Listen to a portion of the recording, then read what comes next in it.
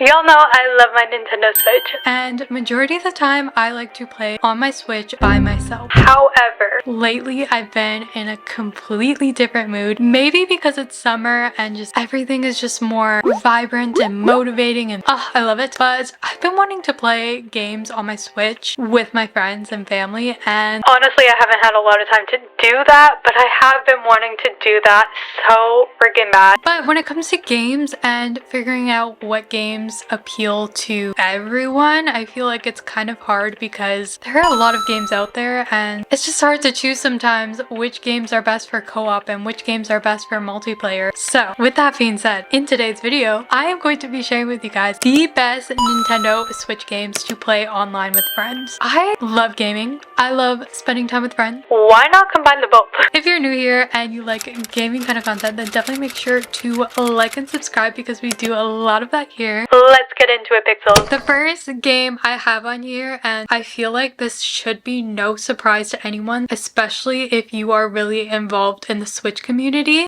It Takes Two. If you don't know what It Takes Two is about, play as the clashing couple Cody and May, two humans turned into dolls by a magic spell accidentally performed by their heartbroken daughter. Trapped in a fantastical world, they're reluctantly challenged with saving their fractured relationship by a whimsical love guru, Dr. Hackham. Hackham?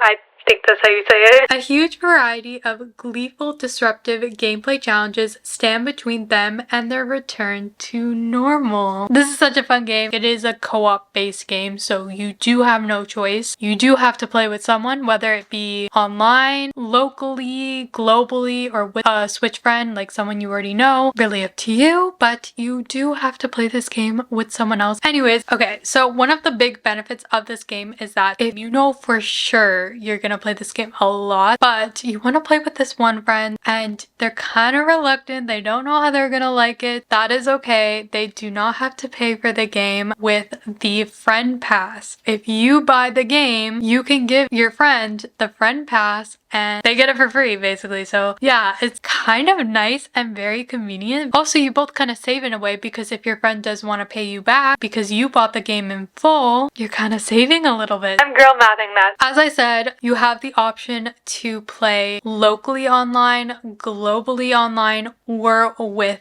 a friend you already know, so it doesn't have to be random. I always like to have a friend that I know that I can play with. It just makes the bonding experience more fun because you have something to look forward to with them. This is not a boring game. This is actually quite literally the opposite. It is very chaotic. If you are one of those people that love challenges and love like strategy, I guess this is the perfect game because there's a lot of strategy. You really do have to rely on each other. You really do have to communicate. You will probably even improve your communication skills, which is such a bonus because in this day and age, people's communication skills suck. This game is probably going to help you improve your communication skills. I don't care what anyone says, it probably will. Another thing that is totally optional, but I love that it's optional in the game, is that throughout the different areas you unlock in the game, there are so many hidden mini games and you do not have to play it. But when you do, obviously it saves those mini games so you can play it at your own time whenever. You could also beat your score, but I just love that they're sprinkled within the different areas you unlock and you kind of just have to find them, and when you do find them, it's like a little Easter egg. Oh my god, I found them. Yeah, I don't really play the mini games as much, but I kind of want to. I kind of hype myself up to play them. You do have the option to go at your own pace, which is really nice. You don't have to do a whole bunch in one go. Okay, if you know anything about my previous videos, my previous gaming videos, I love me a good story. This game has a really good story. It's really sad, yes, but it has a really good story, a lot of character depth, which is very good. I will not take for granted a good game with a good story. Also, another thing, it is voice acted. I love games with voice acting and it makes me want to get more games with voice acting included in it. And then the autosave feature is really great too. So if you want to leave and then you come back to it, it will either put you in the exact spot you left off in or somewhere close by. Next up, we have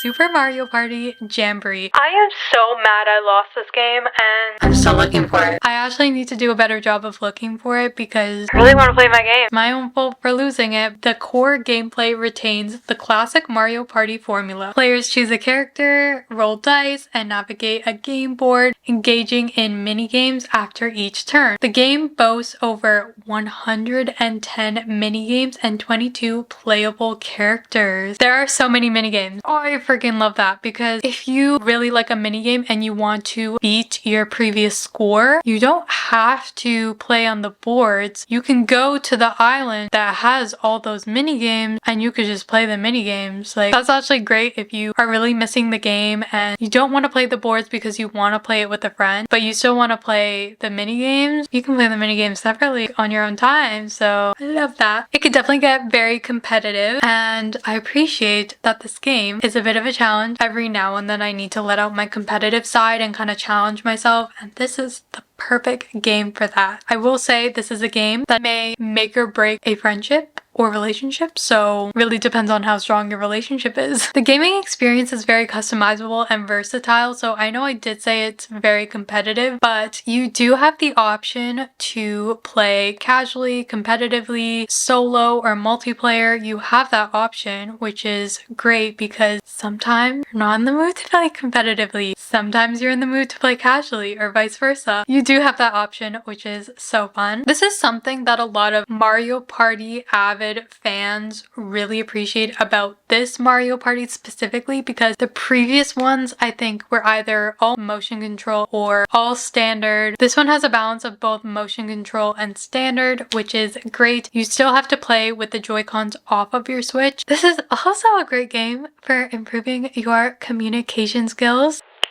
Love that. Obviously, a good Mario game lets you choose from a whole bunch of different characters, and as I said, there's 22 playable characters. I always play as King Boo because I love him so much. I have beef with Birdo. I don't know what it is, but she's always been a pain in the butt to beat when I'm playing on the different boards. I always play as King Boo. I don't care. He's the cutest thing ever. So this is something that's really small, but I really appreciate. But when you are playing with friends, you do have to create a room. The room has a pass key or a password. I'm pretty sure you can bring up to 8 people per room. But what I really appreciate about it is that you have a password for your room. So random people don't just show up, you know? Because when I used to play Fortnite, that would happen all the time when I had a party, and it just was not fun. It was also very scary, so I don't like that Fortnite was like that. But in Mario Party Jamboree, you have your password and you just don't share it with any random people. I mean, not that you would, but like, random people don't show up. This next one might be a little bit controversial, I guess, because I feel like no one really talks about this being a great co-op game. People just love this Pokemon game because it's a great Pokemon game, and it is. Pokemon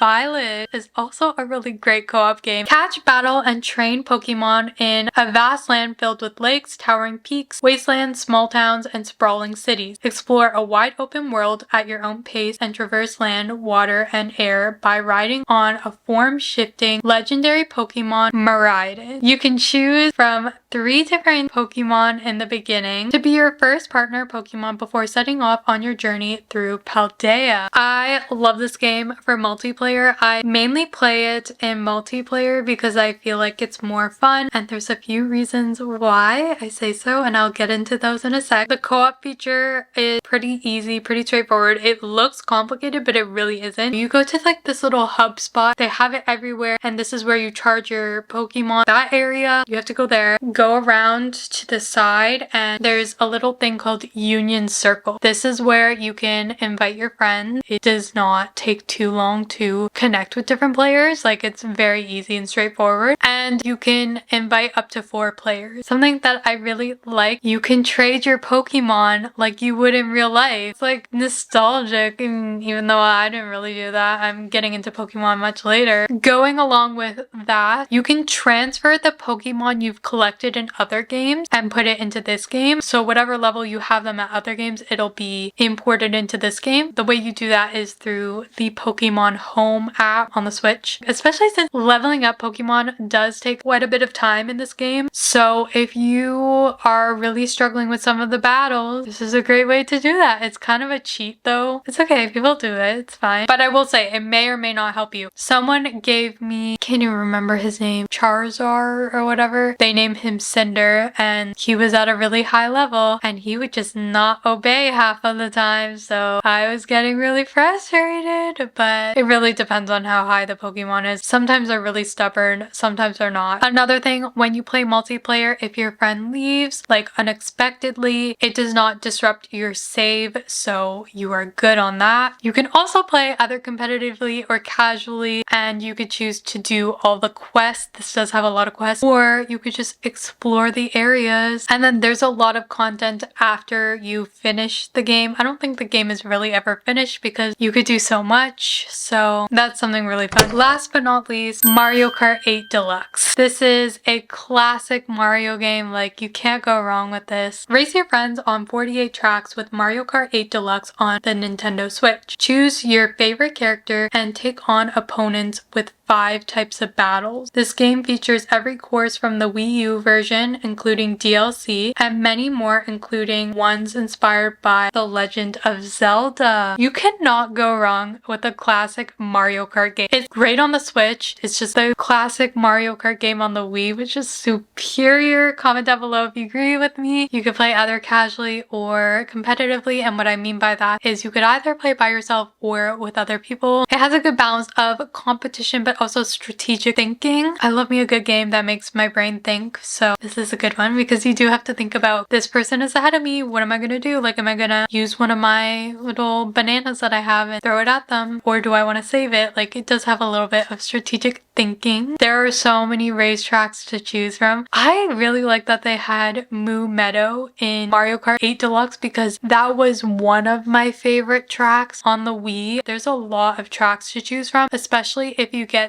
the expansion pack. I don't have that, but I really want it because the tracks on there look really cool. There's local play, online play, different multiplayer options, so it's really up to you. It has the classic Mario Kart elements that you grew up with and we all know and love, so really appreciate that. Brings me so much nostalgia. There's so many Mario characters to choose from. Since I was a little girl, I've always played Princess Peach or Baby Peach. Yeah, those are all the games I have for you today. Let me know in the comments below if there's any games you really like playing that are great for co-op and multiplayer. Let me know because I'm always open to trying more games, honestly, and especially since this channel is centered around gaming, I'm always open to more games and trying out more games. But thank you guys so much for watching, and I'll see you guys in my next video. Bye!